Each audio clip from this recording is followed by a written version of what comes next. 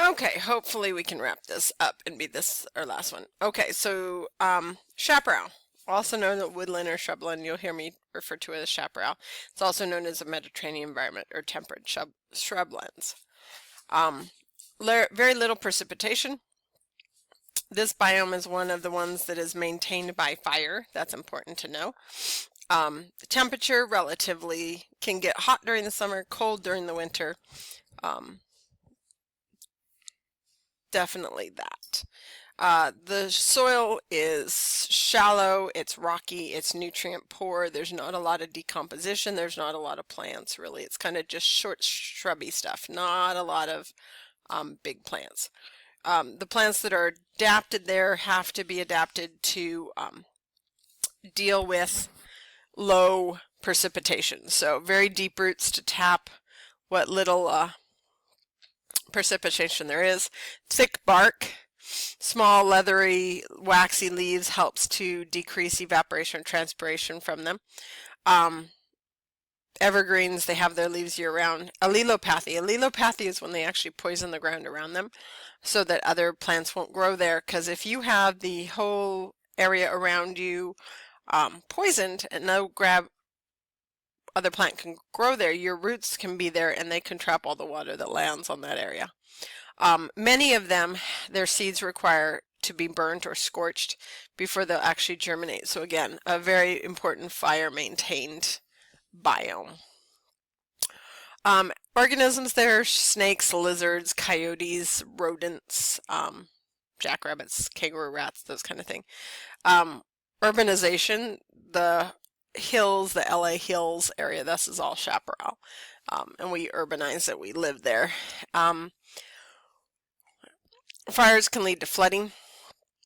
And actually we suppress a lot of the fires in this area, which when it actually does then catch fire, because that causes a lot of fuel buildup, a lot of dead plants and stuff, it can really burn. So all the fires they've been having out in California, that's why they suppress the fires, and then when they actually get going in the chaparral, they're very dangerous. Those plants are made to burn, they like to burn. So, okay. Temperate grasslands, also referred to as cold deserts. Quite very little rain, really. Again, another fire maintained habitat. They like to burn. Temperatures are quite low, -5 degrees to 10 degrees Celsius. Soils are actually extremely nutrient rich. Lots of humus, lots of decomposing matter in them, lots of organic matter in them. And again, that holds a lot of water, makes them good soils for agriculture. Those grasses die off, they decay in the winter and make very good nutrient rich soil, which is one of the reasons we like to use this area for agriculture. So lots of grasses, herbaceous flowering plants, deep-rooted, drought-resistant, fire-resistant plants. The organisms, the animals you're going to find there, bison, elk, antelope, wolves, coyote, prairie dogs, black-footed ferret. Those are all stuff found out on our prairies. Yeah, here in the United States we call these prairies. Major human impacts where they're agriculture. Some of them, the slight areas that are slightly too dry for crops might be livestock, but most of it's for agriculture. And you can see it's all of our Midwest.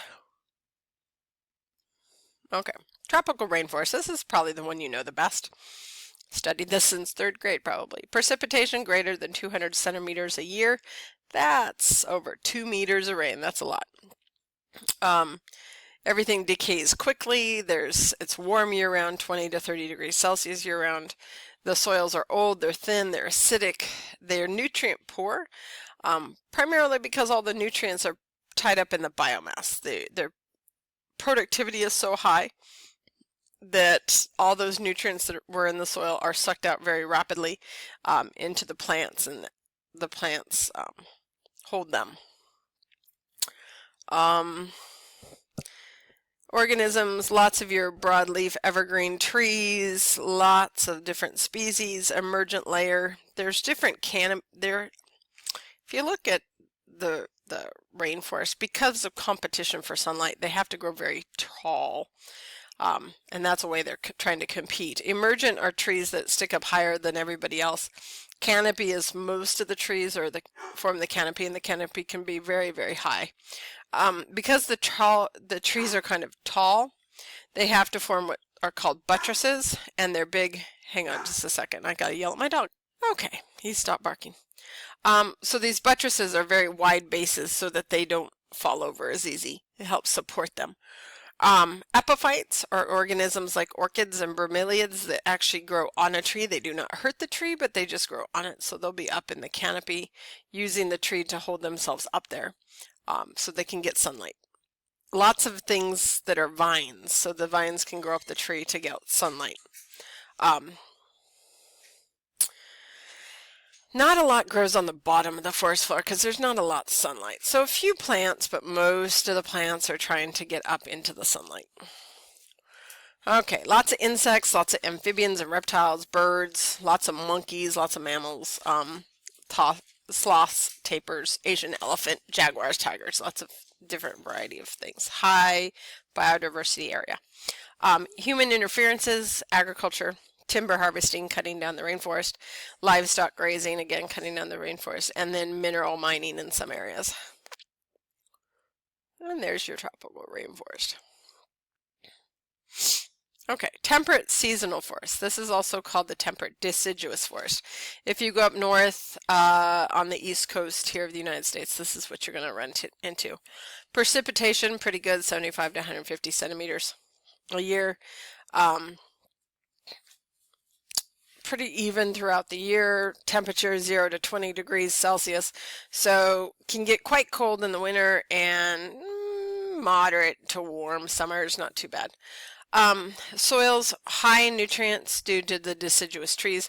Deciduous trees drop their leaves, which means they decompose. Lots of leaf litter, and it decomposes and creates what we call humus, which is the organic decomposing matter in soil. It gives that soil that dark blacky color.